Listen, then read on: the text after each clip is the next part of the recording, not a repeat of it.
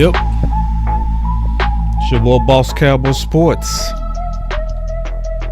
Bringing you another one.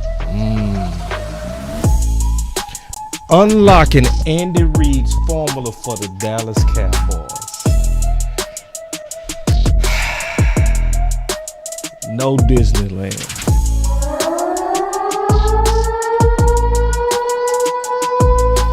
Yeah. Yeah. This is one of those ones, man. This is going to be a very important show. I'm going to also say this. This is one I already know. Coach Marv going to like this one a lot. This is one that if you paying attention, especially if you've been listening to Media Row, they've been really telling you. They've been telling you. And Media Row is always a good time because that's when wisdom speaks a lot. And when wisdom speaks, that's usually a good time to take notes. Put it together.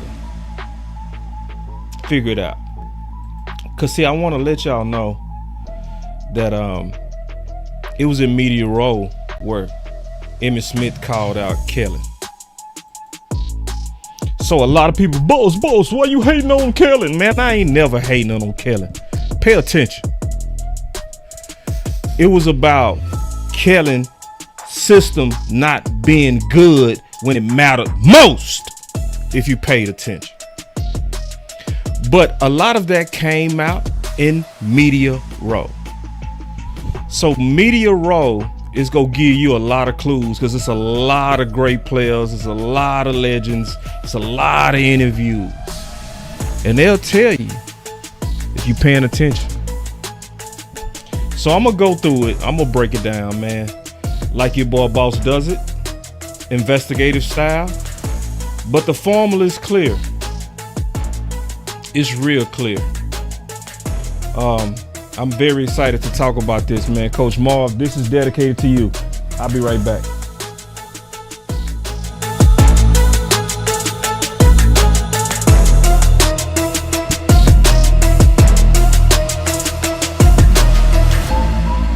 Yeah, let's go. Man, y'all ain't ready, man. Let's go, man. Come on now. We finna get y'all that business, so come on in here. Setting up on the back end. Y'all be patient with your boy. Do we have the winning formula? I'm gonna tell you we do. And it's don't listen to me. Listen. Matter of fact, I'm gonna cut this music before I play this. This what my boss said the other day on the show. Y'all pay attention. I'm forever grateful for what God has done for me in my life, and if an opportunity presented itself to go work with boys, you know, contractually, I would have to put some things on paper for them to understand what it takes to be a champion in 2025. Because I'll be honest with you, Andy Reid is the only one I've seen that know the formula right now. That boy said Andy Reid, the only one that know the formula right now. Was he just talking? Was he just talking? Huh? Ooh, I can't wait to get it to this one. Yeah, this is a late show. It took a while to prepare this one. Sometimes when you measure that Kool-Aid, you just gotta serve it when it's ready. You know, is what it is. Shoot, this show's so important. I'm gonna probably do it twice. I might do it 3 times. I ain't lying. Cause it's the formula. Don't you want to know the formula? Huh? Don't you want to know the formula? If somebody's finna tell me this original herbs and spices recipe, I would want to know. I would want to know. But I'm gonna tell you, man. So y'all sit back, man. Boss got you. Let's go. Let's go.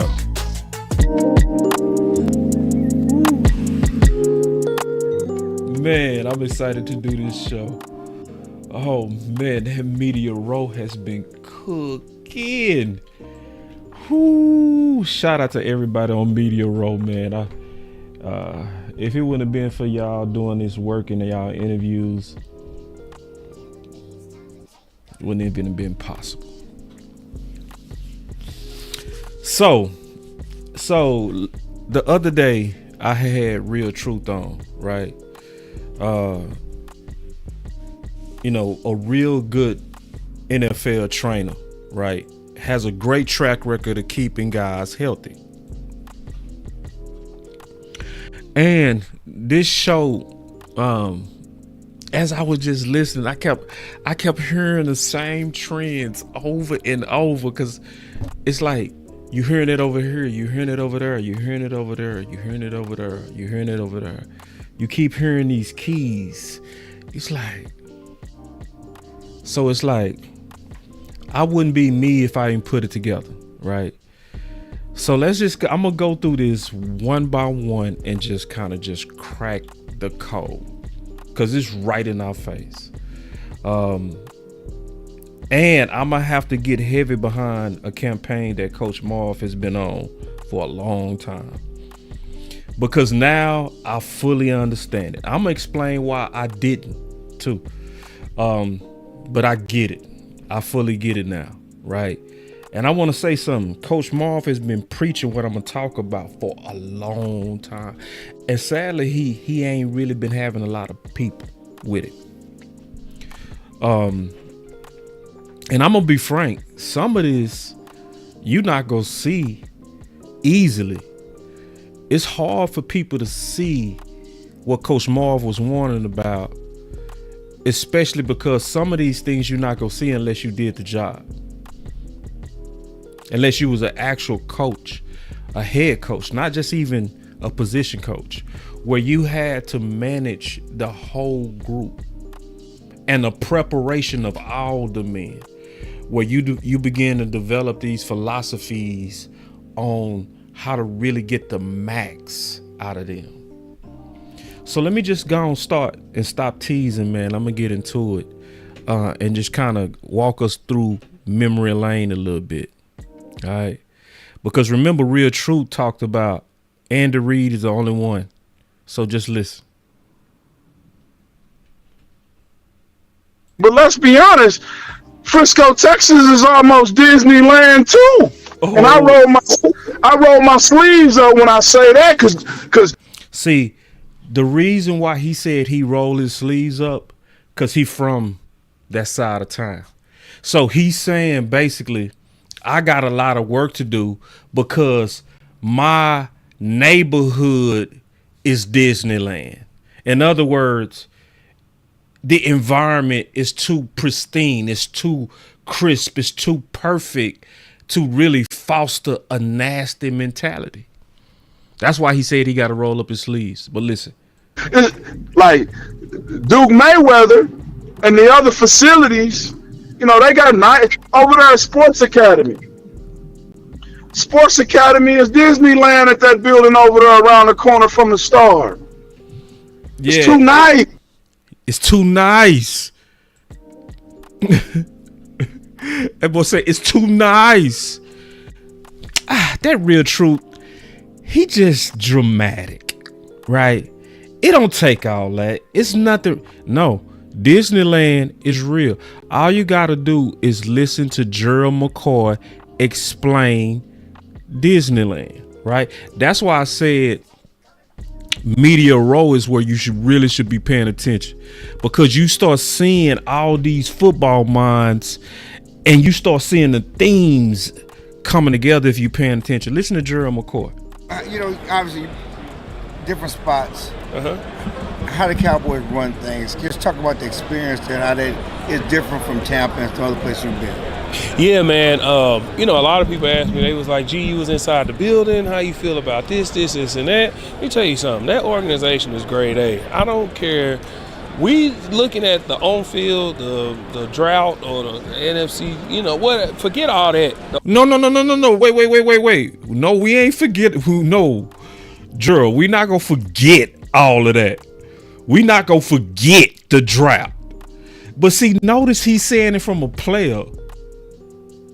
Forget all of that. They first class. See, you see the mind state? When you start whining and dining them, man, forget all of that. It been 30 years. You see? This is what Real Truth was talking about. Look. Organization is A1. I have zero complaints about my time there. They had their own Uber account. I walked in day one. I went to give the order for my omelet. The next day, the chef had it memorized. The next day, the chef had, sir. Hey, McCoy. Hey, sir. How you doing?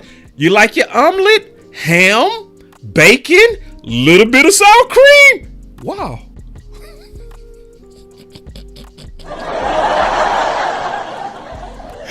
He going up in Dallas. They got these chefs in there.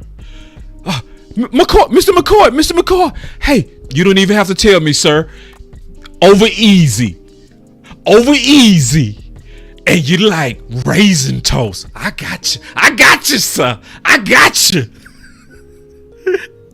Like, even to this day, the Cowboys had the fan night for training camp. I was able to reach out to them, and they allowed not just me and my son, but two of his friends to come on the field during practice. Like, when you got an organization like that, man, they'll never hear a bad word about them from Gerald. They run it top notch. They make sure all the players are priority. Yeah, forget all that. See? Because that's what he said. Forget all that 30 years, y'all. Forget all that.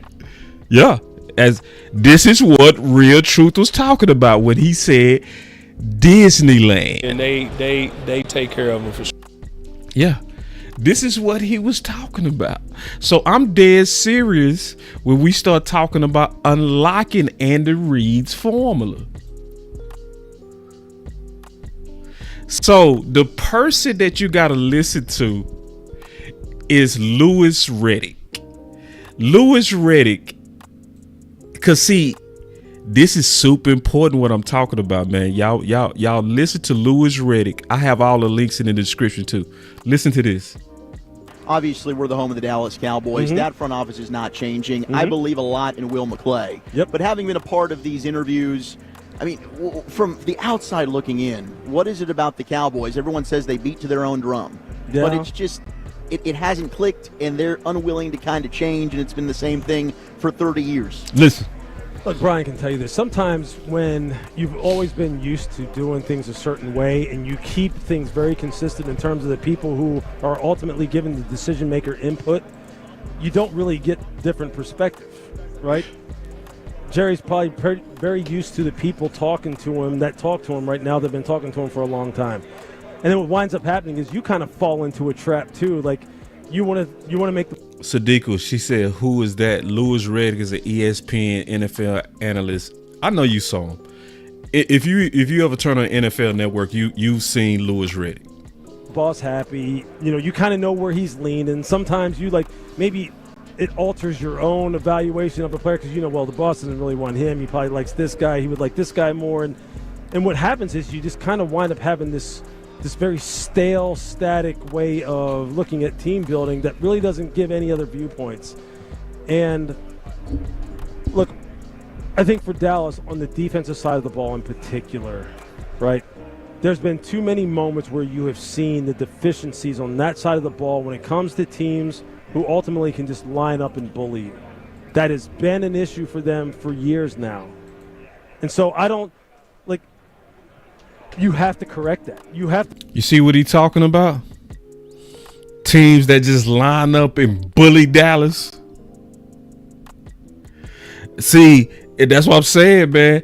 When boys start talking in that radio row, it's a lot of wisdom. It's a lot of people. You got to listen to the themes especially when you start seeing themes from people that's not even talking to each other. You got people saying the same thing on different shows. being interviewed by different people. Now, the Dallas Cowboys should be taking notes. They should be like, this is a time to pay attention to what other people's opinion of you are, to where you can maybe see your blind spots. But let me keep going. To get that corrected, you have to be able to make sure, like at one point in time. And he talking about getting that bullying corrected. The Dallas Cowboys that I played against in the early 90s had an offensive line that was like Phillies. That they said, look, we can run 3 plays against you, and there's nothing you can do. There's nothing. Because you know what? Here comes Eric Williams. Here comes Mark Stepnoski. Here comes Lally Allen. Here comes, and we're going to run that damn outside zone downhill on that big crown in Old Texas Stadium, and here comes Emmett. They don't have that component to their football team anymore. And they don't have that component. Disneyland. And then he go explain why. And then y'all go see why I was saying you keep hearing these themes over and over from different people for a reason. Listen. I think, in December and January football, you have to be able to be that. At some point, it has to be about that. It just does. Think about the Patriots dynasty. At their heart, they were a bully, tough, hard-nosed football team. When's the last time you thought of Dallas as being a bully-like, tough, hard-nosed football team?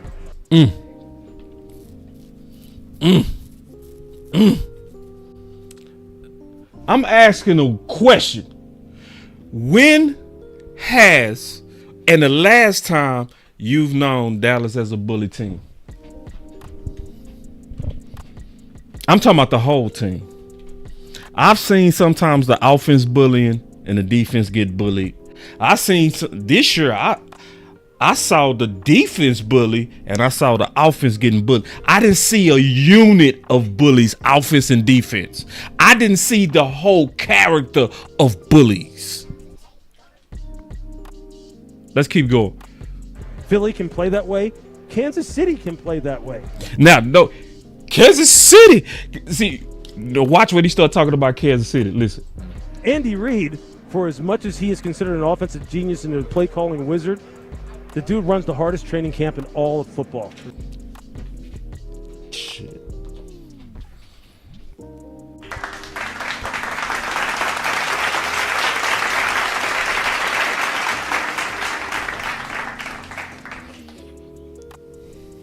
Coach Marv, thank you. Coach Marv been saying this for a minute. He been talking about this for a minute. And you're going to see a whole theme of a lot of people talking about this is the root of why you don't see the team toughness. What did he say about Andy Reid? He said, yeah, because everybody like to talk about Andy Reid. He sure can call some plays. He sure know how to draw it up. People don't talk about how tough Kansas City is. People don't talk about how their defense don't have a lot of rotational players. You got to stick it out. You got to be hard. If you're not hard, you won't make it. I was watching them last year, and I was like, bro, them boy, I was watching them in that Super Bowl. I was like, they look like they out of gas, but they not quitting. Why are they so hard? As a team. Not offense hard, not the whole damn team. Another one.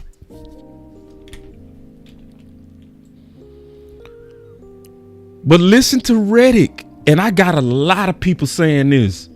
Listen. They knock each other's stuff in the dirt. Live periods on the goal line, live short yardage. He wears those guys out. If you ever notice with Kansas City, they usually peak towards the end of the year because he knocks the crap out of them in cramp. And then in the beginning of the season, a lot of times these guys are trying to find their legs for the first quarter of the season. And then as he brings them back and brings them to life, they find a way to still win. And then all of a sudden, now they're here at the Super Bowl. Now they're hitting their stride. They're their strongest right now. Does Dallas do that? Not in a long. Let's answer that question together. Does Dallas do that? Hitting their stride. They're their strongest right now. Does Dallas do that? Oh, hell no.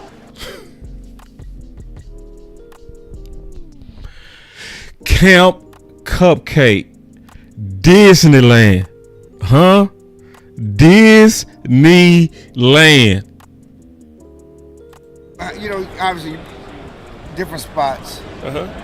How the Cowboys run things. Just talk about the experience there, how that is different from Tampa and some other places you've been. Yeah, man. A lot of people asked me, they was like, gee, you was inside the building. How you feel about this, and that? Let me tell you something. That organization is grade A. I don't care.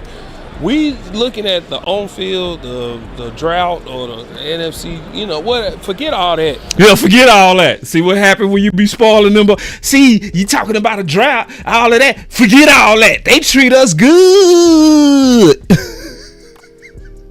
The organization is A1. I have zero complaints about my time. I bet you don't. They had their own Uber account. I walked in day one. They got their own Uber account. Huh? Man, they think of everything. they think of everything. I went to give the order for my omelet the next day. The chef had it memorized. Like, even to this day, the Cowboys had the fan night for training camp. I was able to reach out to them, and they allowed not just me and my son, but two of his friends to come on the field during practice. Like, when you got an organization like that, man, they'll never hear a bad word about them. I bet. They run it top notch. Yeah, top notch. And that's true. I'm going to tell you something. Listen, you can eat off the floor in Jerry's world. It's clean all the time. You know what I mean? Listen, I remember when I was in the VIP section, and I was like, man, they serving us shrimp and grits. The class is just A1. Like, for real. But see, I'm gonna make a drop. This is how important this gonna be one of my new drops right here. Yeah. It's too nice. It's too nice. That's gonna be one of my new drops. I'm telling you right now. Yeah. This is a shout out to Coach Mar. It's too nice. Yeah. It's too nice. My boy real true boy. It's too nice. One more time. This is gonna be one of my drops. Yeah. It's too nice. It's too nice.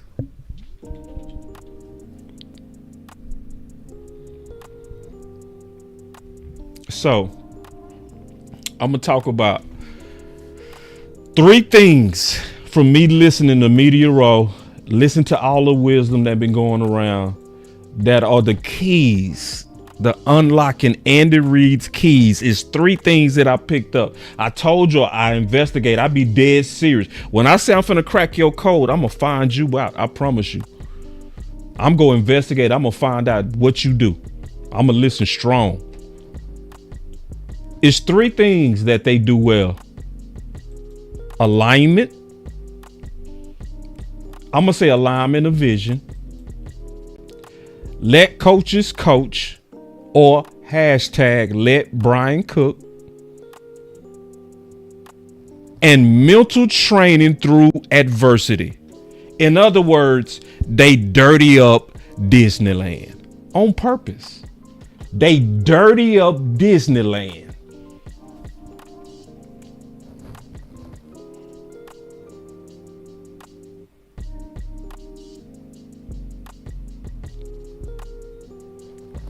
So, Real Truth talked about how to fix, because remember, and the more I listen, the more I know Real Truth would be perfect for the Dallas Cowboys if they could handle them. If they could handle somebody that was raw and real, It would make them better. Listen to what he talking about in terms of cleaning up Disneyland. Listen. Yeah. I don't want to go train in Disneyland. Right. So how do you balance out training in Disneyland? Now, notice he said, I don't want to train in Disney. Because remember, I did the show as an idea to where I'm forever grateful for what God has done for me in my life. Hold on. Remember, I did the show where I was explaining that the most important coach is the strength and conditioning coach. And I was saying, especially based on his track record of being able to keep players healthy, but more importantly, create. And you can see this in his own children. You can see this in his own boys that he trained, right? You can look at the product. You can look at the product of the men that he trained. And it's not easy. But if you look at the results, you'll see mentally tough winners. That's what you see with Real Truth. Now, it comes with tough coaching. It comes with being pushed out of your comfort zone. So that's when I was saying, bro, you would be a good fit. He said, I don't want to be the trainer in Disneyland. But see, Dallas, could you handle that? Could you handle somebody being honest with you like that? Could you handle somebody saying, it's too nice? Hold on, let me hit that button. Ooh, I love that button. Can you handle somebody saying, yeah, it's too nice? Can you handle that, Dallas? Or I gotta have it. No, I like it when my cook memorizes McCoy's omelet order. Yeah. It's too nice. See, it sounds like the Cowboys need that. Throw them grits on the plate. Pick it up. That's what they need. Pick it up. I ordered my eggs over easy. Man, eat your goddamn food. That's what Dallas need. Too nice. Pick it up. Hey, I ordered my steak medium. It's well. Eat it. That's what Dallas need. Yeah. It's too nice. Too nice. Let me go back to what my boy was saying, because he said, I don't want to train in Disneyland. Listen. Yeah. I don't want to go train in Disneyland. Right. So how do you balance out training in Disneyland? Listen, this is the most listen. If you ain't listened to nothing all day, listen now. You gotta come find some guys that's been in the bottom of the abyss. So a guy like me in Oxford, California, with the Dallas Cowboys, I would put him in the bottom of the abyss to see who the toughest. My cousin is a diehard Dallas Cowboy fan, and he's a Navy diver for the United States Navy of America. And I would invite him out to show them some of the tests we do with him and how we prepare, and what he showed me that he learned from the Navy to create a mindset in the game of football of adversity.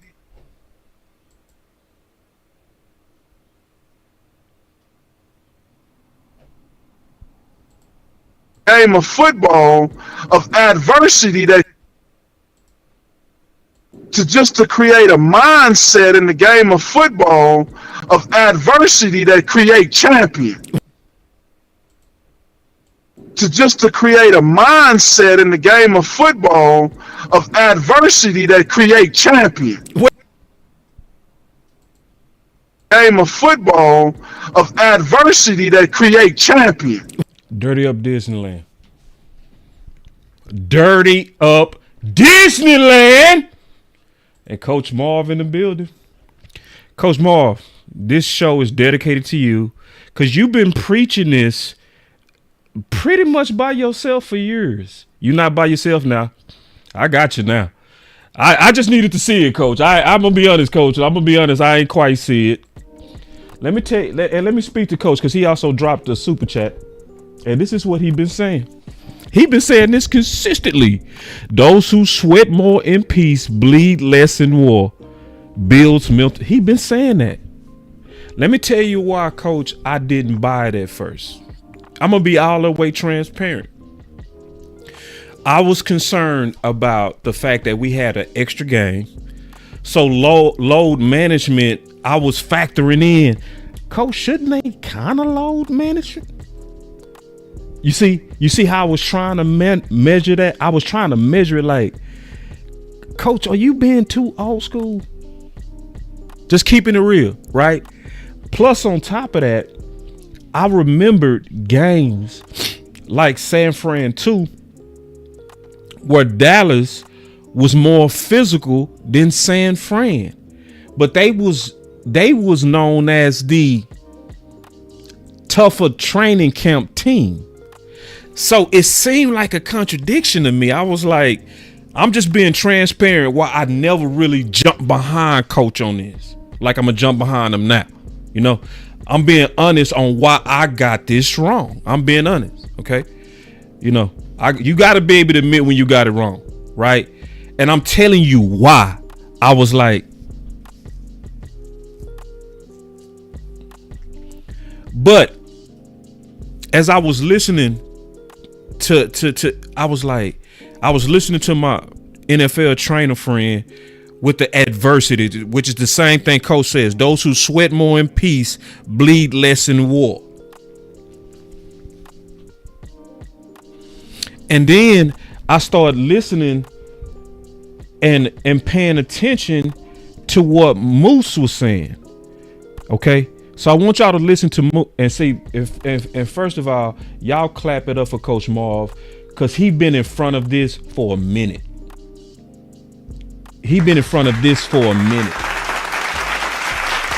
This is where the head coach experience in him allowed him to see what a lot of us just couldn't see. How to prepare a team.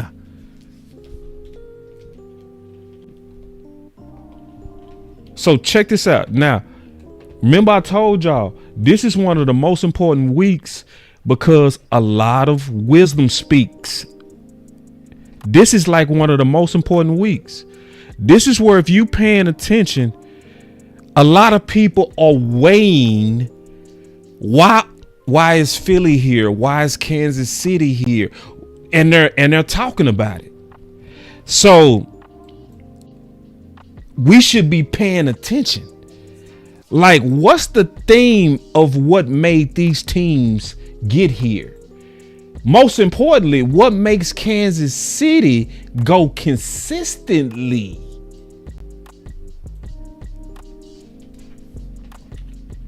So then listen to Moose, and then we go take some calls. Moose, do you think that the divorce between the Cowboys and McCarthy is almost like a relief for both parties? Are you getting that sense? I think it sounds like it was amicable at the end. Troy made the comment that it's not as coveted a job as it once was, and I think that there's a lot of truth to that. Everybody understands the dynamic that exists within the franchise, and do you want to take that on? How much control and how much say do you have? Because you hear what he's talking about? He said everybody knows the dynamic that exists. So we talking about the formula, right? So see, Moose go talk about both. He go talk about the physicality, and he go talk about the other parts. He talking about the alignment. As long as Jerry is semi-coaching and Steven is semi-coaching, that's not a line. He now talking about the environment of coaches not being able to coach. That's what Moose is talking about right now. When he said everybody's aware, that's why the job of the Dallas Cowboys is not coveted like what Aikman said. That's also why you got a lot of coaches that's running from Dallas, running away from Dallas. Joe Witt didn't even want to interview. Dan Quinn said before he took the Washington job, he said, I'm not coming around the corner in terms of trying to be the head coach for Dallas. He said that as the D coordinator of Dallas, because here he knew the environment. And I don't care what nobody say. He was pissed about Bobby Wagner because that's when he said it. But listen to Moose. He cooking. If you talk to anybody that's competitive that gets into a position of leadership, I want to do it my way. So if I fail, it was because of me. Yeah. I don't want it to be because of something that was outside of my control. Mm-hmm. And I think that is the biggest challenge. That low key, that's what happened to Mike McCarthy. Low key. See, when Kellen Moore was assigned to him from the beginning, their visions didn't align. So part of Mike McCarthy's future was out of his control.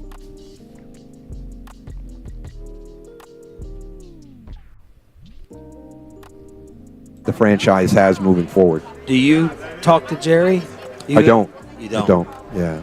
But that's just because paths don't cross, or when you go in to sit down. Oh, they don't. If we see each game? other and stuff. Yeah, absolutely. If I see him, I definitely say hello. He drafted me in his first draft class. Him and Jimmy. So I will always be obligated to the Jones and grateful and thankful to the Jones family for bringing me into the Cowboy family. So.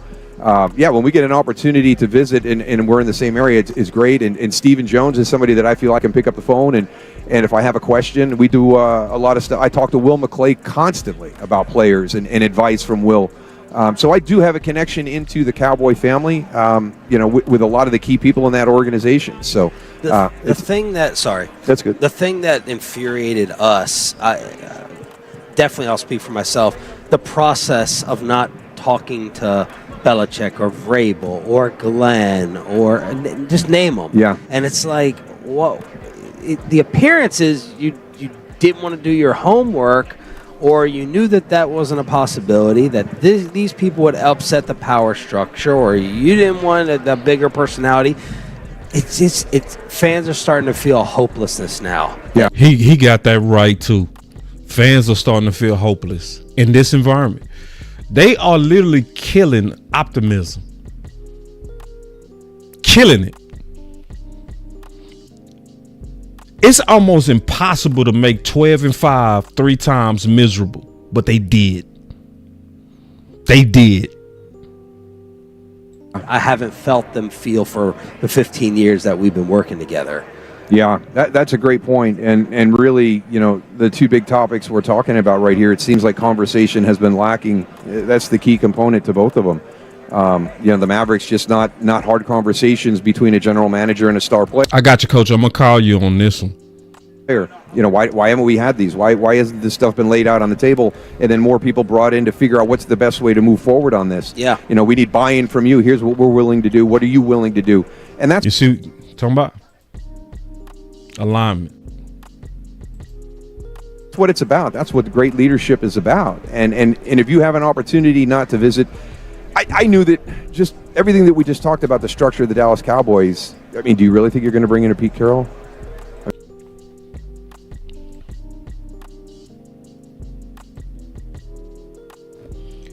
With the structure of the Cowboys, do you really think you gonna bring in a Pete Carroll? Oh, hell no. I mean, Pete is very different in his approach every week. It is not traditional, but it's been very effective for him, going all the way back to USC. And he's not going to change that, and he's going to want certain things in place. And how willing is the organization to grow? So he basically saying that's why you got a lot of coaches over here like,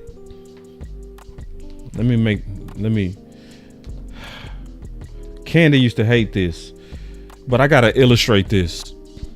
This is why a lot of coaches is like,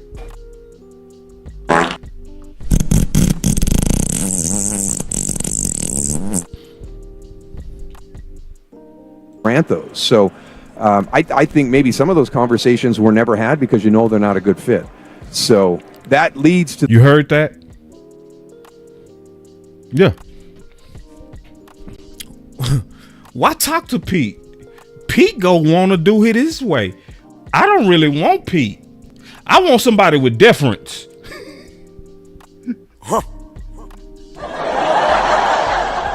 I want somebody who bit his lip, and his daddy wanted him to bite his lip.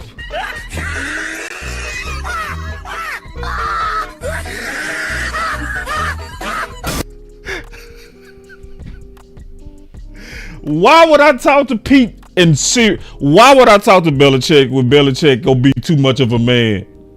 Why? I observed Schottenheimer bite his lip, and his dead daddy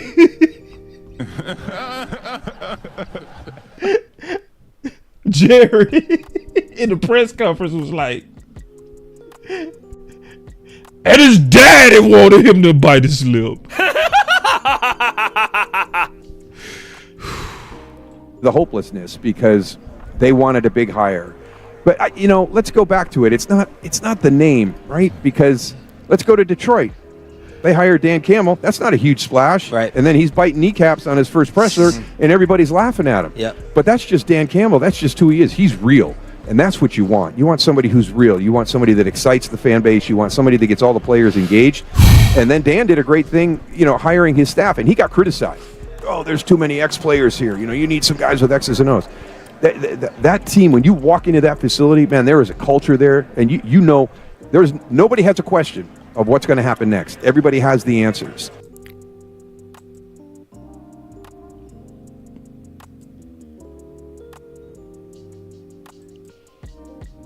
So that's the most important thing for me, and that's what's missing in Dallas. Let me. You notice how everybody they talking about them three things consistently: mental training through adversity, let coaches cook, and alignment. Everybody that's giving you the keys to Andy Reid is really breaking that down to these three. But keep listening.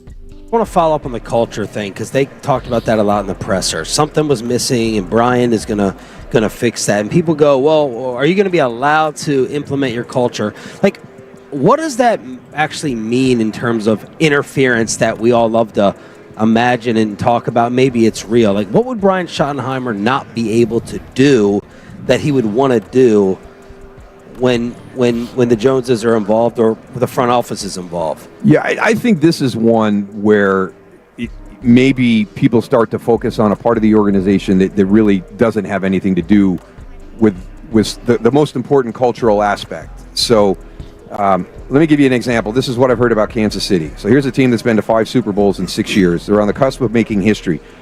Andy Reid is old school. He takes his players to a college campus, and they live in dormitories. Did y'all hear that? Did y'all hear that? Cool. He takes his players to a college campus, and they live in dormitories. So let me give you an example. This is what I've heard about Kansas City. So here's a team that's been to 5 Super Bowls in 6 years. They're on the cusp of making history. Andy Reid is old school. He takes his players to a college campus, and they live in dormitories. Yeah. It's too nice.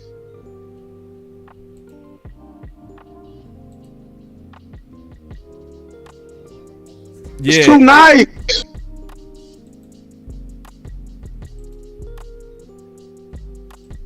Yeah. It's too nice. Yeah. It's too nice.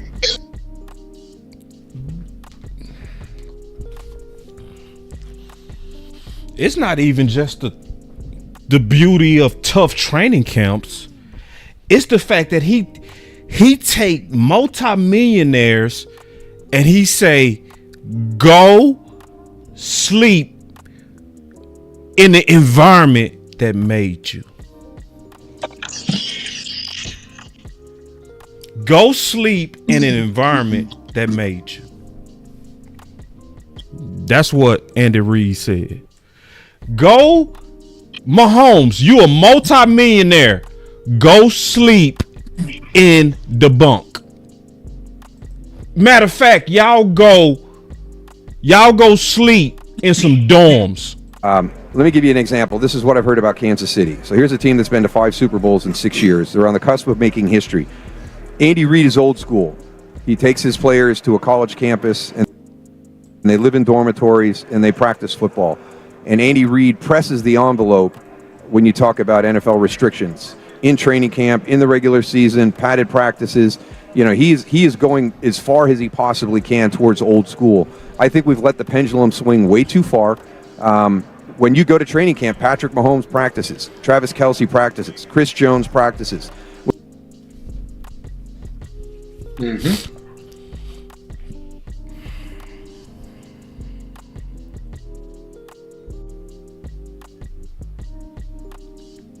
You said to him, what you got on it? Yeah, no, I was waiting, man, in case you had a thought. I don't want to interrupt, man. So, at the end of the day, man, the Dallas Cowboys, we know they're too soft. I was having a conversation with a couple other players saying that, man, hey, you guys have it too easy. These are high school players, and they barely get it. You know, like when we were in high school, we had 2-a-days, triple-days. Every practice was full speed. And so Andy Reid has done that because really it's just it just makes sense in terms of football. It conditions the body, and more importantly, it conditions the mind to be tough, to be resilient, and not to give up. And we got bigger, faster, stronger players than we've ever had in the NFL, and even in college football from the time that me and you played. But you know what's lacking? It's the mental toughness. It's the mental toughness, and it's that mentality to not give up and to kill or be killed. And so Andy Reid has done a fantastic job doing that and preparing his team in multiple ways, man. But I'll let you get back to it if you cover. No, keep cooking. You know, I ain't gonna rush it. Yeah, no. So I mean, at the end of the day, too, you know, the mentality in terms of his philosophy, he doesn't only push the envelope in terms of physical practices, right, and things like that, but he pushes the envelope schematically. Every year he has a new wrinkle. Every year he has a few new sets that you have not seen. He's coming all the way down to the high school level just to maintain his edge, just to maintain his creativity. And that is why Patrick Mahomes has been so successful, and they can interchange players and be successful. It's because of what he does. And if you notice, he's committed to paying good linemen. He pays good linemen. He pays good interior linemen. If you're a good pass rusher, he'll pay you. If you're a good defensive linebacker or safety, he'll go ahead and pay you. And what they do strategically, they have enough talent in every position to where they can play great teams and they could bend and not break. And what I think that's really a key strategy in today's NFL, because it's really too expensive to have a dominant defense every year. It's too expensive. They're going to break apart and you're going to break down. But they do a really good job of massaging the cap and also scouting players to where they have the key talent, the key positions that, yeah, they'll give up some points. Yeah, you may have some high-scoring games, but at the end of the day, in the most important games, they have an elite defensive coordinator, an elite offensive play caller, and they can bend without breaking. And then Amp with the super chat, and I'm gonna catch up to y'all super chats. We will send some too. My boy Amp said, let me pull it up. Yeah, give me 1 second. Amp said,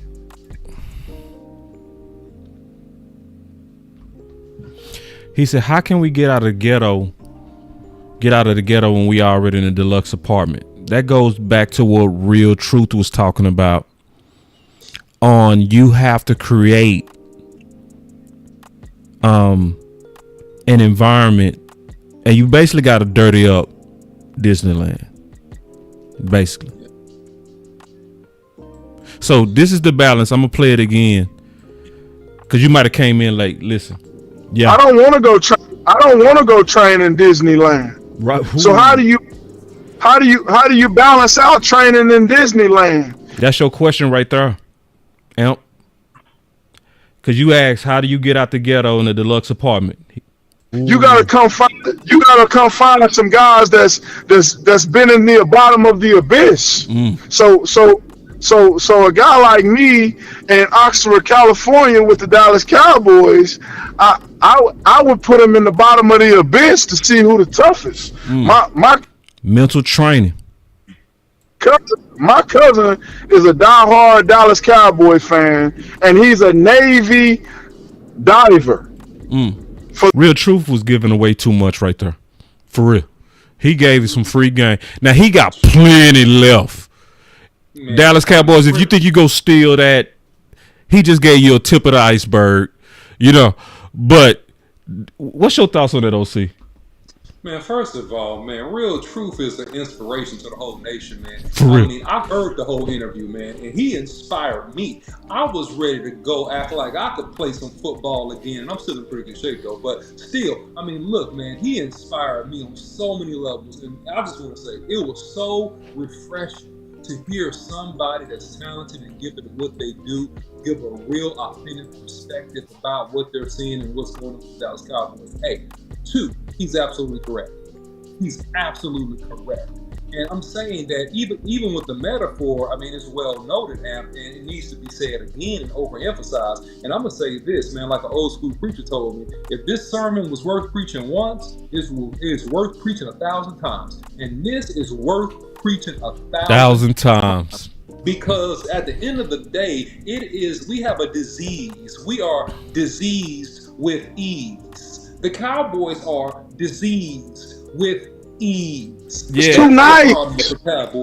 That is the problem with the Dallas Cowboys. And at the end of the day, even going back to our days, man, in college ball, it's too nice.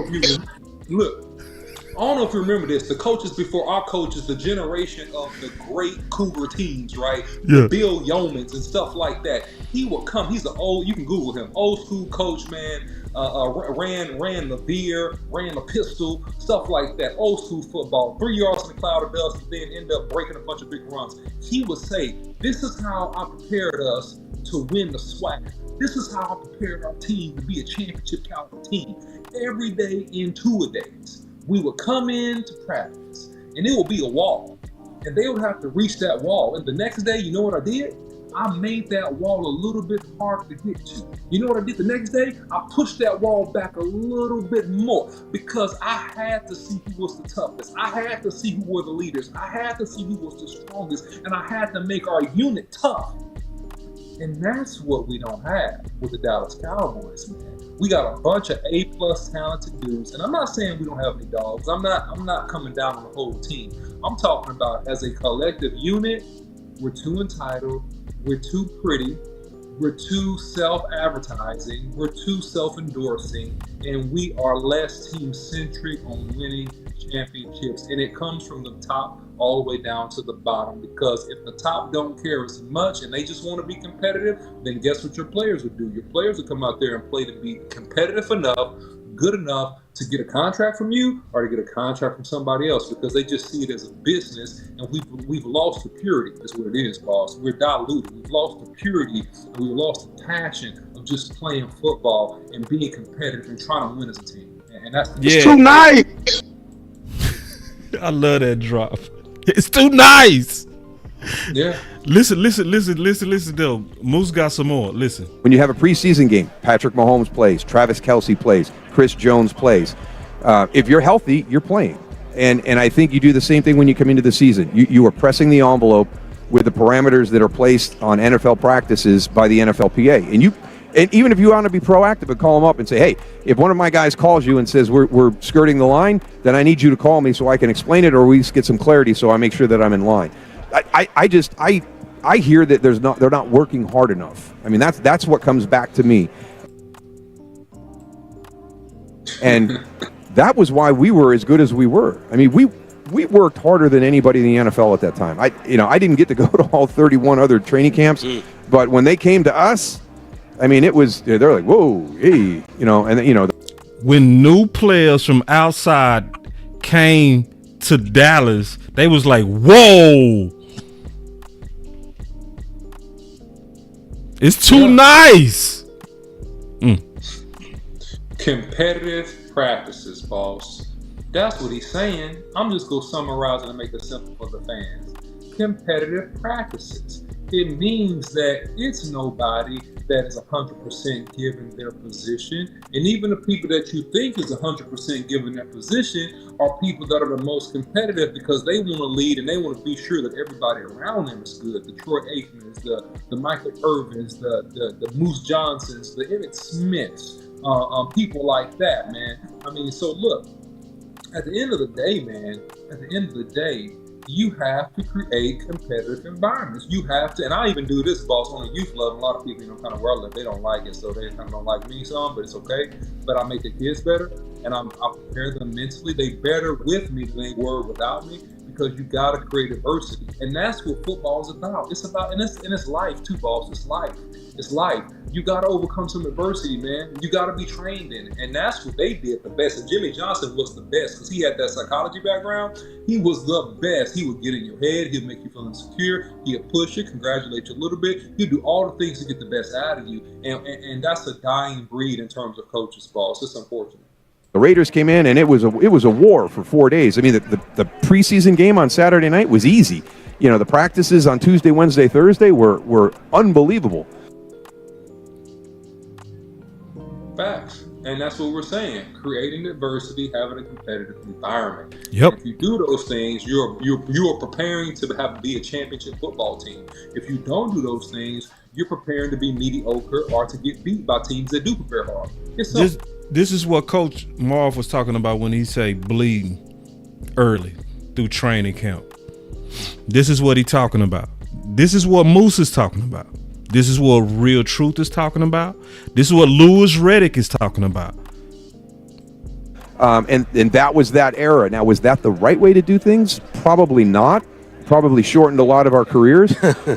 But, the big thing is, back then. But you was a dynasty. Yeah, and all of y'all are Hall of Famers. Yeah. All of y'all are Hall of Famers. The key pieces on that team, regardless of what Moose say, Moose played for 12, 13 years. I don't know if he wanted to get 16 or whatever, but Moose played past 10 years, And I know he go explain it too perfectly. Listen. And, you could look at how we did things and how San Francisco did things, and we did them very differently, but we both were successful. But San Francisco was still fast at practice and not as physical as we were.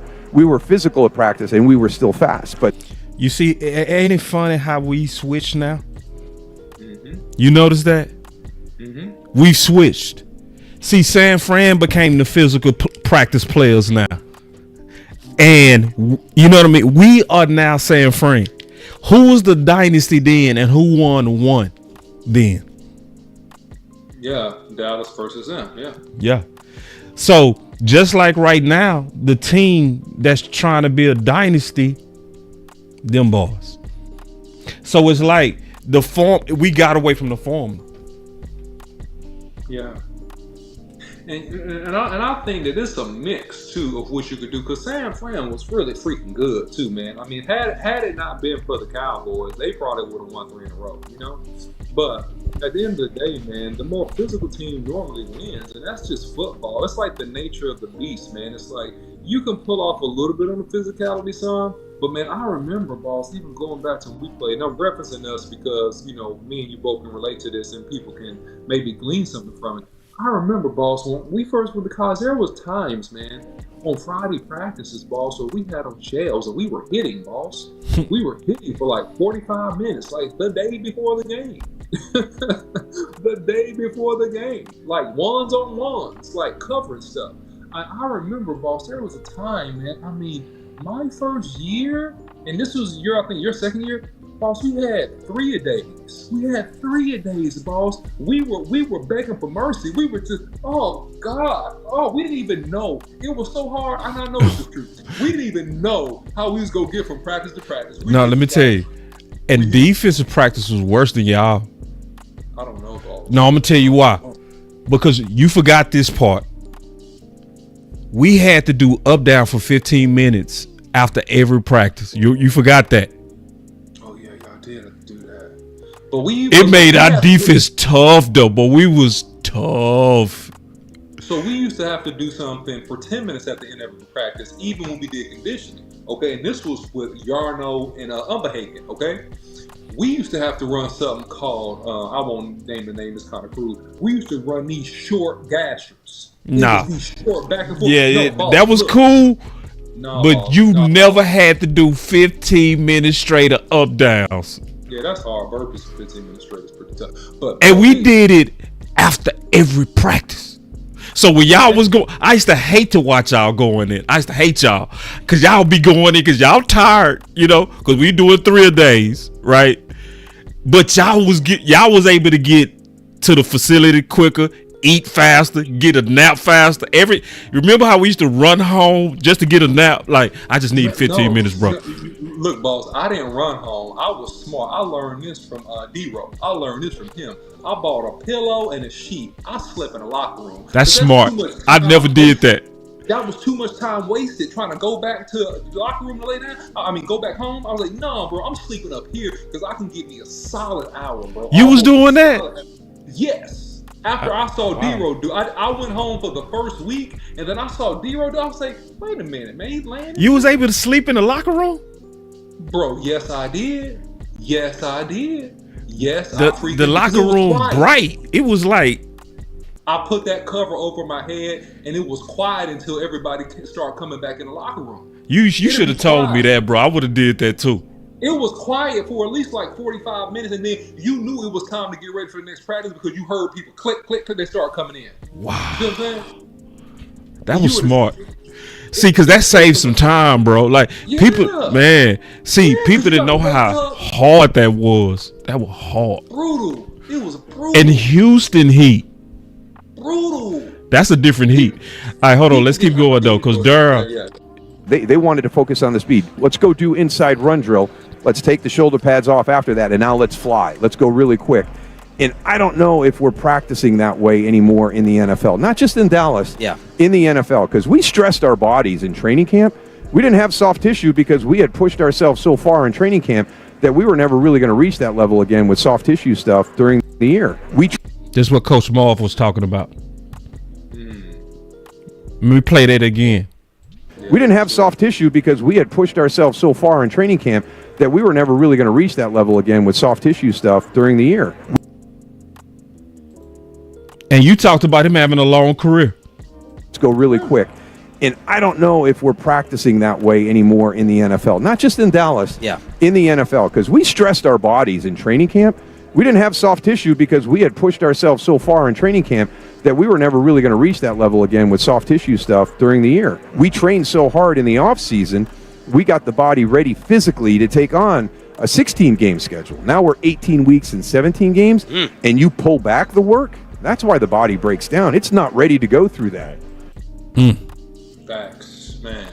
Great point. God, dog. Facts, Moose. Facts. All wisdom. Because your body is really a machine, man. And really, your body adapts to what you put it through. And if you soft on your body and then you ask your body to do something hard, your body's like, we not used to doing this. What you doing? We going this hard? I ain't never too nice. We go this hard. It's like, nah, man. You. That's why, bro. I remember, and I'm saying this because it ties into the point, and people learn about us. And so hopefully y'all like this. But I remember, boss, we dreaded the conditioning drill. We had a conditioning drill coming back. Everybody was sweating that conditioning drill. I showed up a week early, ran the conditioning drill by myself just to be sure I could pass. I was like, so we don't have that anymore, man. It's like you get softer and weaker the less you do. It's like, that's why, and this is another conversation. That's why you got obesity in America. You know what I mean? People are inactive, man. Like, your body in motion stays in motion. If you are in motion and you doing stuff, man, your body will adapt. But it's football, man. This is for tough people. So, great stuff by Moose. Yeah. It's too nice. Yeah. It's too nice. It's too nice. Too nice, man. It's too nice. Too nice. So, I got a couple of more clips in here. Listen to this. Just how shocking is it that we're coming up on the 30-year anniversary of going to the Super Bowl and even going to a conference title game? I don't know if it's shocking. It's just something we making a big deal. And it's just like teams go, teams don't. And I think, what are they, the longest now since Washington? About 14, 15 years. Bears are the next for 14 in the NFC. Well, Washington, just like the NFC Championship, Washington was behind. They were the longest before now. And now it's been, Yeah. Man, you know what? There's a lot that goes with A lot of people don't understand what comes with wearing that star on your helmet, man. There's more that comes with it than just the field, and it can be a lot. And you look at what they had when they did win it, is there was just a certain type of formula. Same thing. See, I'm not playing when I say, man, people need to pay attention at media row. When you start seeing different people having the same narratives, have no idea that they have the same narrative, it's true, bro. It's true. He talking about they changed the formula. What formula? The formula that Andy Reid is using right now. It's too nice. Yeah. It's too nice. Yeah. It's too nice. And I don't know if they've ran into other teams that have that formula, or when that formula needs to come into fruition, it's just not happening. Because if you go player for player, roster for roster, they got you when you talk about Pro Bowlers, All Pros, Hall of Fame guys that come through, guys that have been the best of their generation. It's too nice. In this era, Cowboys are probably top 3. You know, so see, I proved that the other day. Cause you know what we do every year? We need to go in free agency. We need to get no, bro. No.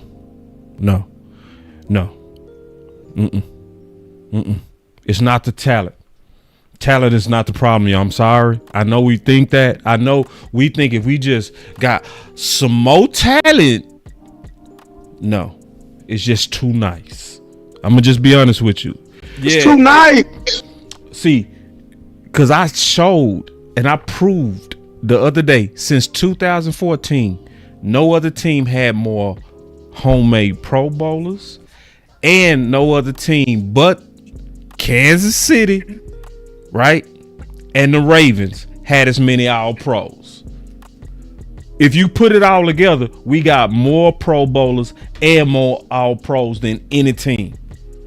So it's not talent. And that's what McCoy is saying. And he was right. And that's well documented. He did it just based on him looking at Dallas. it's the players. It's a combination of all of it, man. Nobody can figure it out. Nobody can figure it out. You know, it's like, nah, we figuring it out. It's too nice. It's too nice. You want this and you want that and you want this. This is what I'll say. What I do know is Jerry runs his organization a certain way. And whoever is at the helm of the organization, meaning the head coach, has to run it a certain way. Uh-oh. See? You see how I was saying all these different people, Super Bowl champs, legendary people, all having the same message for Dallas, and none of them ever talk. Is that a coincidence? OC? No, man. No, I think that, we see it in the multitude of counselors, man, that wisdom is established. And in the word of 2 or 3 witnesses, man, everything is established, at least 2. So you got most people saying this, then you got truth there. And we know what it is, Boss Cowboy. We've always known what it is. It's just the simplicity of I want to be right with my way versus the way. Like, it's my way, and then it's the way. Right. You know what I'm saying? Yep. And so if it's your way, then it's your way. You get your results, and you live with those results. But if it's the way, it's a certain way. It doesn't matter, boss, and this is what people need to understand. It doesn't matter if we're talking about basketball. It doesn't matter if we're talking about football, hockey, track, baseball. The tenets, the key things that cause championship teams to be championship teams, they're all the same. Yep. They're all the same. And if you have these elements, you're going to be successful. If you don't, then, it's a 50-50 proposition. And I think since the Jimmy Johnson, even Barry Switzer time, they've had guys that have had to run it a certain way. And that's why when they was asking, before they hired Schottenheimer, I said they needed to try and get Mike Tomlin, because you need a guy that's willing to say, Jerry, I got it. Let me do it. Same message, different body. Same message. Let you know you. Go ahead. No, you go ahead, boss. No. Go ahead. I was gonna say you know what the, and to his point, you know what the key thing is that will take the Cowboys over the top. And this is what Jerry and I'll give Stephen credit for this. This is what they've been masterful doing, so they can maintain that level of to a degree unhealthy control. Is they are the masters at hiring people that are grateful for the job. Mm-hmm. Ooh. They're the masters at hiring the candidate that is grateful for the job. He showed deference. He bit his lip. His daddy wanted him to bite his lip. Yeah. Jerry said that about Bryant. Yeah.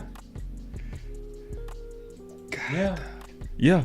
So the issue, boss, is that for you to go to the next level as a team, I'm not talking about as an org and marketing and the business stuff, that's great. But as a team, you gotta hire somebody who you had to get who don't necessarily need your job. Who don't necessarily have to have your job. See, Mike Tomlin, oh no, he's too good, he's too established, he's won a Super Bowl, and he's young too, he got a lot of fight. Oh no, he don't necessarily need your job. See, Pete Carroll's already won a Super Bowl. He's well respected, he's a Hall of Famer. He doesn't necessarily need your job. You understand? But see, the Raiders hire him because they need a guy. They said, no, we want you to fix this. We want you to get this right. Please, Pete, come in here and do this. It's a difference. They always hire somebody that's just happy to get the job, that's going to be grateful, thus exerting psychological control, thus pretty much you'll do what we want you to do. Yep. That's the issue. I got it. And I think when that's happening, it's causing a disconnect, and Jerry like, nah, that's enough. Like, I know you gonna do what I said, or it ain't happening. But I don't think he could have did that with Tomlin.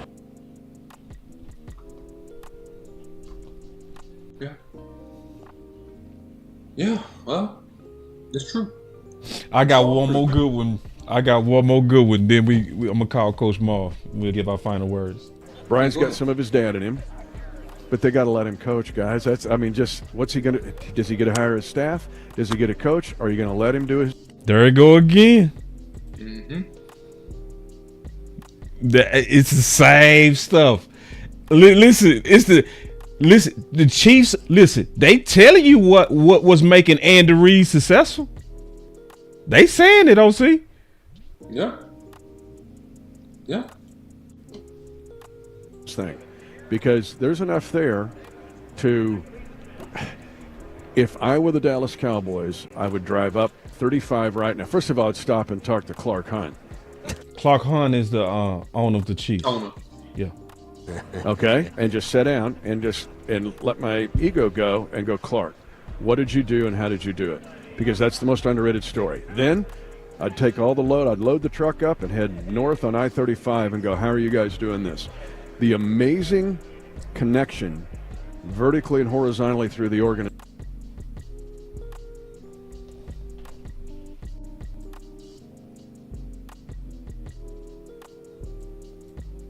Everybody's saying the same things. And this sounds warm and fuzzy, but you'll want to know it's this respect and understanding and working together.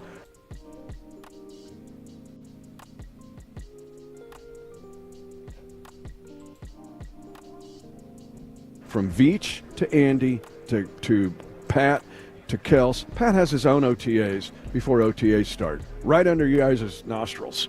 Dak do too. You just didn't know that, homeboy.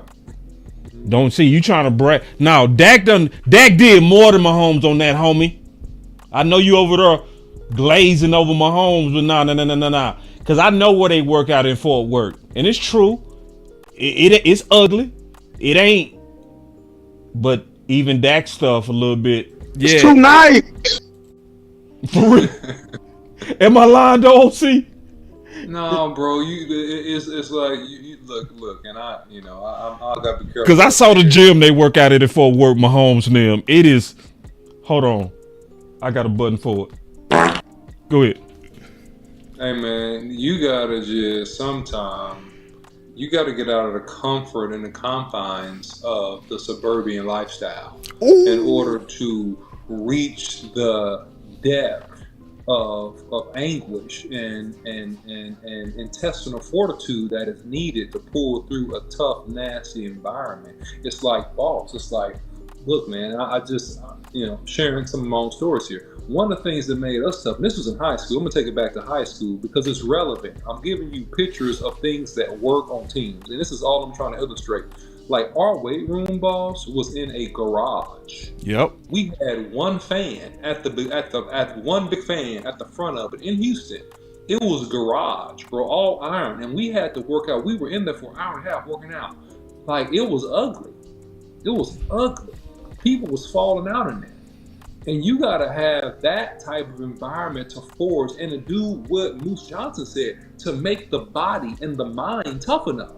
If you don't go to certain extremes, you won't make your body and mind tough enough. You won't. It's just what it is. Me and Real Truth was talking today. You know what he told me? He said the Chiefs have not updated their weight room since the 80s. They don't give a crap. Dog, they in there like high school. Yeah. Old iron plates. Iron plates, steak. Rusted plates. Rusted plates. Torn up pads, just tear your skin. You put your elbows on. You trying to curl the pad all torn up. They updated. And see, Real Truth is an NFL trainer. He know what the facilities like. He know. Yeah. But in Dallas, it's too nice. See, people think we going too far. Nah. The problem is when people. Wait. Nah. The problem is, boss, in life. Remember this. Y'all remember this. Fans, whoever's watching, remember this. When people think you're going too far, you're not going far enough. When people start to think you are going too far, you are just now on the precipice of what you need to do to really excel and be different. People don't like that because they want you to be average and mediocre and stay down there with them. Remember the OC told you that. That's just some life advice. Yeah. It's too nice. When people think you're going too far, I promise you ain't going far enough. Too nice. Them dudes ain't updated their weight rules since the 80s. But you go in Jerry world, they locker rooms. Ooh, you ain't never seen a more beautiful locker room. 75 and sunny. 75 and sunny in the weight room. Cut down the air, guys. It's too hot in here. We're starting to break a sweat. That's what they do. And cut on the AC. We're starting to sweat hot in here, guys. Woo, that practice was hard. Ooh, that AC feel good. Hey man, I'm gonna tell you something. Woo! Hey, I'm so glad let's get into the sauna. Let's get in the sauna, guys. Get ready to go get our robes. We're gonna get a massage. Let's go get a massage. We ain't had no massage. You know the funny thing I was thinking about when I played in high school, bro. We used to practice with no socks. Y'all was hard. Man, I was thinking about, man, by the time I got to U of H, they was taping us every day. Wasn't they, OC? Yeah. Taping was a part of practice. We was doing no tape. And we would go out there with no socks. Ankles, man, with no injuries. Nobody breaking ankles. Never. And we out there with no socks, OC. No tape, no nothing. Messing up them feet, bro. No. It's what Darren Johnston said. We was hard. Yeah, true. Yeah, real. Like think about all of JUCO players. Remember Coach Held went crazy on JUCO players. Yeah, I remember that. And you remember how they came in? Yeah. The boys came in nasty because they was coming from Kansas City environments. It was too nice. Cause see, remember when we went to U of H at that time, U of H had the biggest weight room in the world. Yeah. And the top facility in the world. They outdid Nebraska. Yeah. Nebraska was like the creme de la creme at the time. We had the top weight room in the world, and it was nice. Real nice. But them JUCO players came in that ain't care about that, did they? Didn't care nothing. And was they some ballers or not? Most of them was balls in that fight you ever practiced. Yeah. You had to fight them. You had to fight them because they came from a nasty environment, didn't they? No, we don't, and we don't mean just fighting plays. We actually literally mean fist fight. Yeah. Oh, I had to fight my boy Jerry James all the time, almost every practice. You had to fight TJ Light. All them boys move fight. Yeah, they was hard. They was hard players because they came from a hard environment. Versus we was hard, but then let's be honest, U of H in that old nice weight room with all that cold AC. We were pampered tough guys, man. We were pampered. We like the Cowboys. Yeah, pampered. We're a little pampered, bro. But I'm not gonna lie to you, bro. Some of the stuff they made us do, I ain't gonna say we was too pampered because it was super egregious. 10 300-yard shuttles, 108 degrees, 101% humidity. In the being, so we want that pamper, bro. We did some crazy work. No, we did some crazy work. But I ain't gonna lie, man. Everybody, like, my boys in high school was harder than us, bro. And our workouts was harder. Probably For real. Probably so. My hardest, you ain't gonna believe me if I tell you, my hardest workouts was middle school. I swear to God. Yeah. But we won every championship though. He used to have us running hills with full pads. I used to catch cramps every night. Every night, just leg locking up. Every night. I wasn't doing that in college. I swear to God. Yeah. But we was champions every year. We won everything. Everything. That's true. That's true. Oh yeah, my hardest workouts was actually in high school too. When I think about it, because I ran with Gil and some pro dudes, and he would just make us do ridiculous stuff. Ridiculous. See, think about it. See, now you're thinking about it. Me and you was better when we was coming out the jungle. Truth. Yeah, when me and you was in the jungle, like no tape. Me and Ant was talking about it today.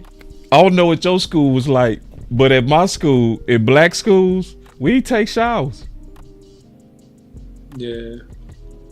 Yeah. We never, some of the boys took showers. I never took showers. I just got my clothes and went home. I ain't never took no shower. I'm talking about never. I took off my stank. No, I never did. Stanky. Just like Locker stank. The whole locker room stank. But we was gorillas. Yeah. We was gangster style, no doubt. I mean, I'll tell you one thing that I never got accustomed to, that I was never soft on, because I used to wear receiver gloves on my hands, right? I didn't wear them big offensive line padded gloves, right? So when I came to U of H, they gave me these offensive line gloves with all this big old padding, and I would hit somebody and I couldn't feel it. I was like, man, give me the thin gloves, bro. So I was playing with the receiver gloves, and just because I wanted to hit people, and my hands were tough because my hands were used to doing that. Yeah. So I think that, at the end of the day, man, the Cowboys just, what's the moral of the story? Toughen up. Toughen up. Matter of fact, I'm gonna say it like this. Call real truth. Dirty up Disneyland. It's too nice. Call real truth, man. Y'all need to work with real truth. They really do. They really do. They really do. Help y'all. They real truth is what they need. Facts. He is. They really need that. I don't know if they can handle real truth though. I'm serious. Cause he go tell him just like this. It's too nice. He gonna say it's too nice. Jerry gonna be like, huh? What do you mean? See, no. He Jerry, like it's Jerry. I'm sorry. Go ahead. No. Go ahead. No, I'm getting more epiphanies as we talk. Yeah. Jerry is over concerned with protecting his product. He's about product quality. This is like a manufacturing plant. He's looking at it like, that's my product. Hold on, don't go too hard. Just get them ready. Don't mess up my product. You're messing up my product here. I got my TV deal. I got Pepsi. I got PepsiCo. I got Budweiser. Coors Light. But hey, don't mess up my product. And it's not trained championship football team. I don't think. I think he'd be too concerned in his mind with that product because he's thinking marketing and business Yep. versus just this is the football team. That's my opinion. I could be wrong. That's my opinion. That's kind of how I see it, boss. Nah, You know what I mean? agree with you because me and Coach Marv talked about this. They start getting soft on training camp after Sean Lee got injured. That's when they really start getting soft at training camp. That's when Coach start calling it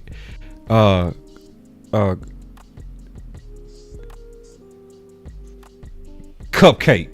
Oh, no, he called it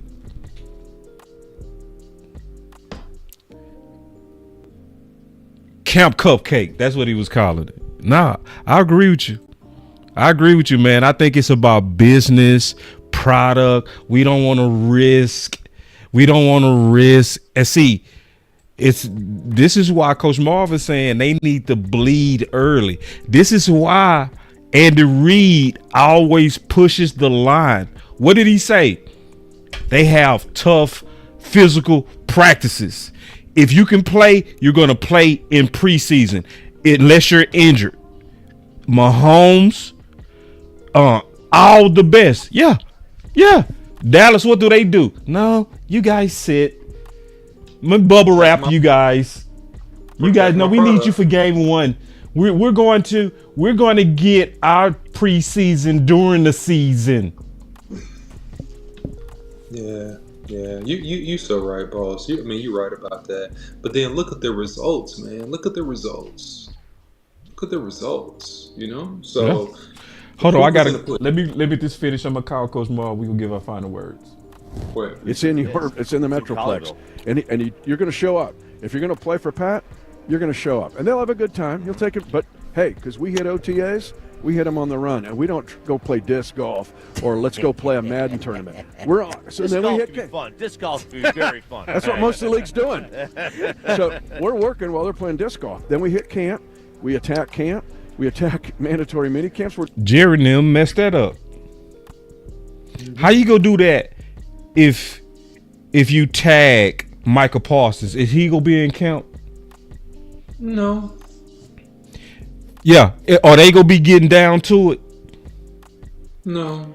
But then people will say, why is CeeDee Lamb shoulder hurting this year? Because he held out. He didn't get that contact and that acclimation that he needed before he had to go out there and take a lot of hits. It's simple. And I'm glad his hamstrings didn't break down. You know what I'm saying? I'm glad it just was a shoulder. Can you say that again, bro? Because he wasn't acclimating and taking the contact that he needed to get ready before he went out there and took a lot of full speed game hits. That's why he hurt his shoulder. Yep. He wasn't in camp. Doing long drive drills. So we hit September. What do you think? September on the ground running.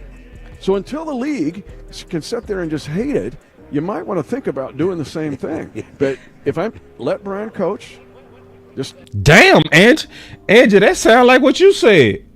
Angie, that sounds just like your campaign. What'd he say? Let Brian coach. He might as well should have said let him cook. Yeah. Back up and let him roll, and you'll have a chance. You know better than that. Pay. He said, you know better than that. And see, that's sad. That is, he said, you know better than that. Let me call Coach Marr, man. He deserved it. Because he been pushing this for a while. He deserved his flowers today.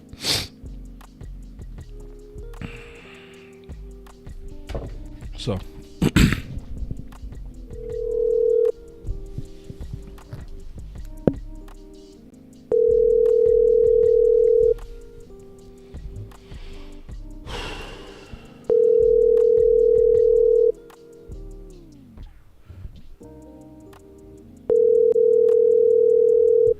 Coach asked you to call him, don't even pick up. Coach went to sleep. Coach done went to sleep on. But anyway, we pretty much have already echoed you, Coach. So we got you, and we're gonna be talking about this going forward. You know, it's like you said, this is the type of message you can't preach once, bro. Yeah. Like we gonna have to creatively talk about this more and more. You know what I'm saying? Yeah. Just, you know, like basically you gotta dirty up Disneyland. No Yeah. Disneyland. So and boss, and that's just, and I want to iterate this. That's just to have a chance. That hold on don't real quick. guarantee Coach you- Mark calling. Yeah, go ahead, do that. What's up, Coach? Yeah. I'm on? Yeah. Hey, man. Turn me Look down here, in the man. back, Coach. Turn me down in the back. I got you. Yes, sir. That's good? Yes. Yeah, man. Yeah, two things, man, really. It's great that you said about we get a lot of nuggets at the Super Bowl, right? If people look at my tweets last year, or when everybody came to the Super Bowl last year, I kept saying that people, all the Hall of Famers at that time was talking about mentality. Yeah. They wouldn't talk about the little linebackers. They was talking about we was not mentally prepared to play a game at that particular time. And I think me and you had talked about it, boss, about being mentally prepared. This is about not being a mentally tough football team. That's why we had problems on the road last year, right? But as a coach, you got to be able to turn the temperature up on your players to find out what temperature is their breaking point. Then you know when you get in the game where we about to get into trouble, because I know how far they can go before they can get stressed before they start cracking. But if you don't turn that temperature up, you don't want to find out on Saturday or Sunday or Friday night. You need to know Monday, Tuesday, and Wednesday. Because you wait till Friday, Saturday night, or Sunday afternoon, the game is already over. Yeah. So, again, and then we want to talk about what Andy Reid.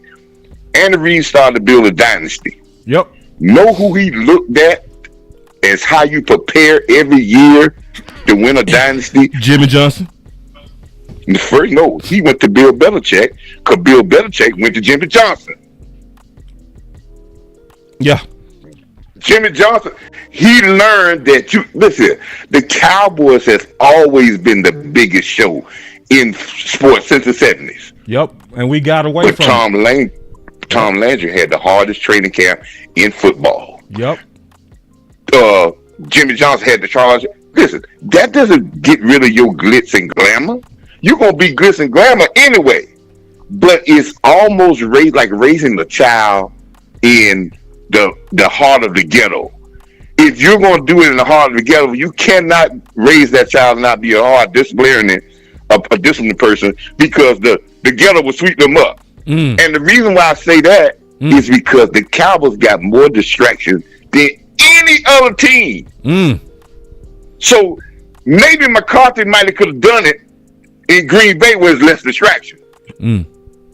But that same philosophy might not work in Dallas because you are in the middle of the jungle. So when you come to practice, we have to make you be fearful of your job, and we have to put the work to, because when we know you walk out these doors, you're going to have it coming from everywhere. That's why it was amazing to me that when they had home games, they wouldn't go into hotels to stay before the home game. That's crazy. They were doing it. You can't do that in Dallas. You can't do that in Dallas. No. You can't do that in Dallas. No. So it takes little small things. Now, yes, this is where I know that they can get back to this. Because if Jerry didn't have this, if we have never won a Super Bowl, or it never was like what we're talking about, then I can say, well, he don't know. He knows. He knows what it takes to win. And he is smart enough to know that the grit, he always talk about how I used to do things. I'm a gambling person, and how I know what it needs to be done to win in business. He knows what he needs to do to win in football. Not only he was an owner, he was under one of the hardest nosed coaches that ever was when he played at Arkansas. Yeah. He understands because what it takes. He talked about how they didn't even take water breaks. He came from hard. Understands. He came from hard. Yeah. He understands. Yeah. But when you start giving control to somebody that don't, and you see where I'm going with this, the more Stephen Jones got more involved, the less training camp got me. Because Stephen Jones thinks about analytics, about saving the guys. I remember when they was talking to He was talking about saving the guys because we want to make fresh for the playoffs. And then you get to the playoffs, and one of the players say, "I'm tired."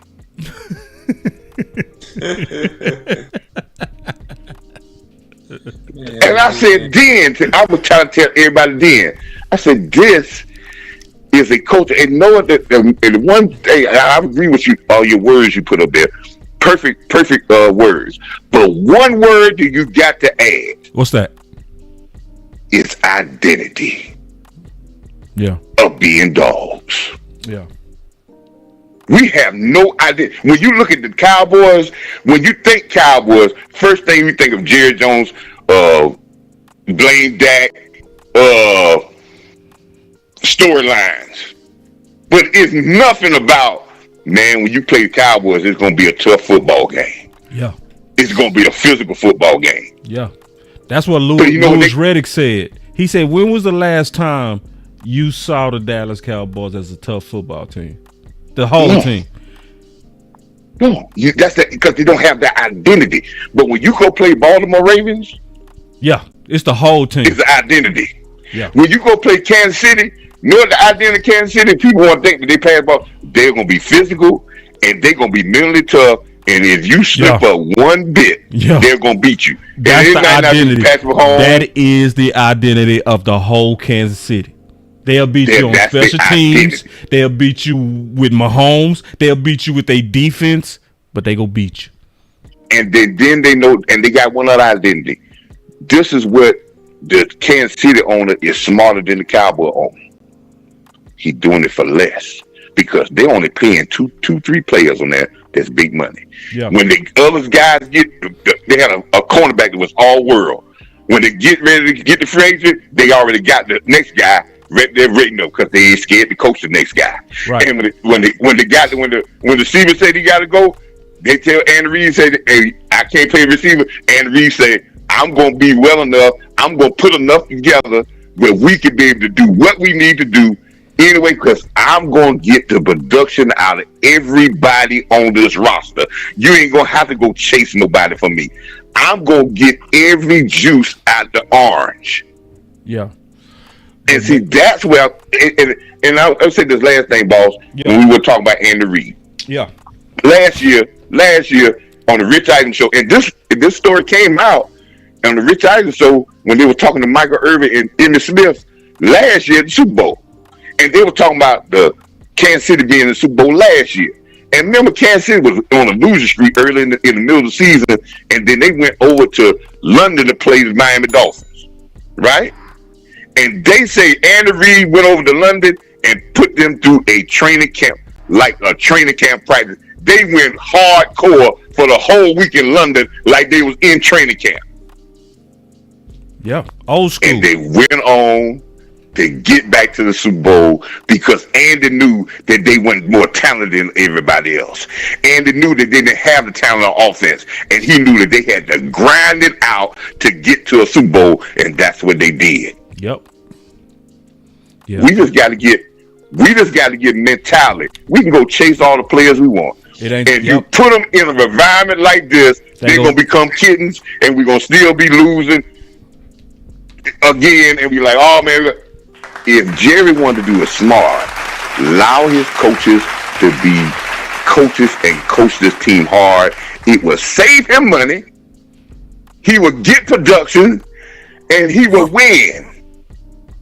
But you can't do it both ways. You can't be Hollywood, and you can't and try to get it. So, Jerry, don't be the Stardust. Don't be stubborn, tumultuous, arrogant reactions. Please, let's stop all that.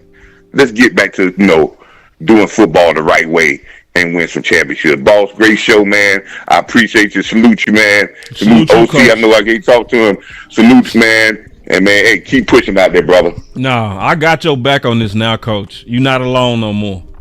Hey man, training camp is going to be the thing. See if we can get some real football, and this is what real football fans. Boss always told you it's all going to come back to people like us. There's real football people. Cowboys got a lot of Hollywood fans that don't know football, and some of them became fans that didn't know when we won. That's why I want to post things out there. Know your Cowboy history, and you will know what we had to do to get in the mud to get what we got. And don't think it's because of new time. Being a tough football team is our identity of how we win. Get back to that. Thank you, Coach. You fantastic. Appreciate you. All right, brother. Later.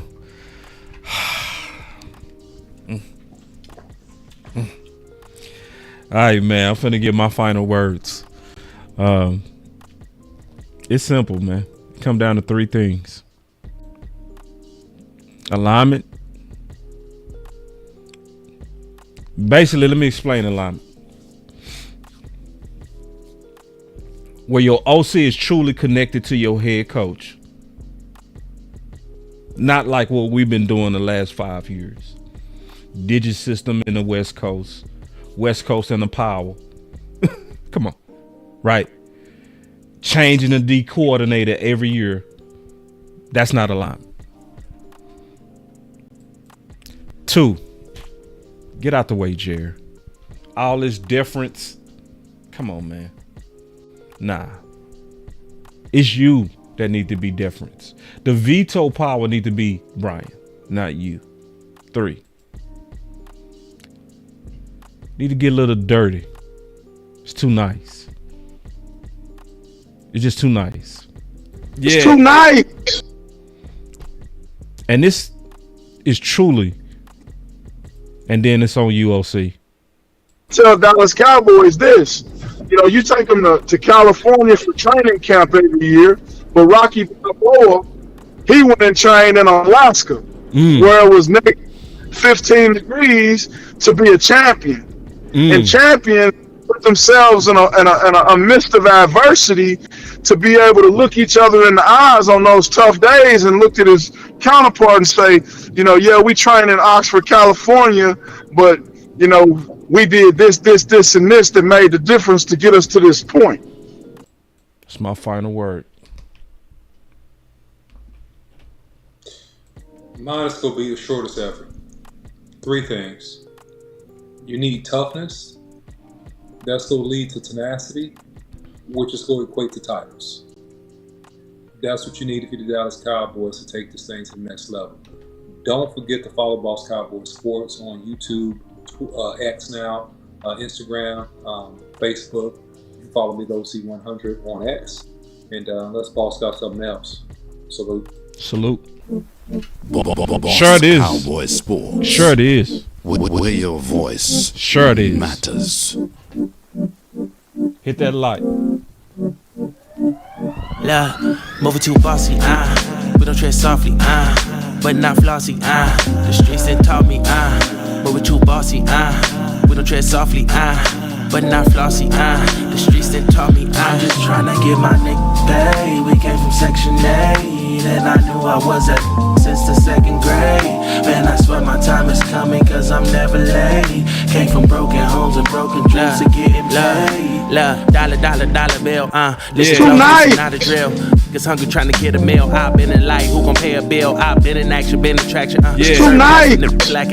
Shining light, but still be blacking, red lights will stop the action, grand to go, even when it's slow. Higher heights to balance out the lows. Can't ride the wave cause you ain't got a boat. It's tonight.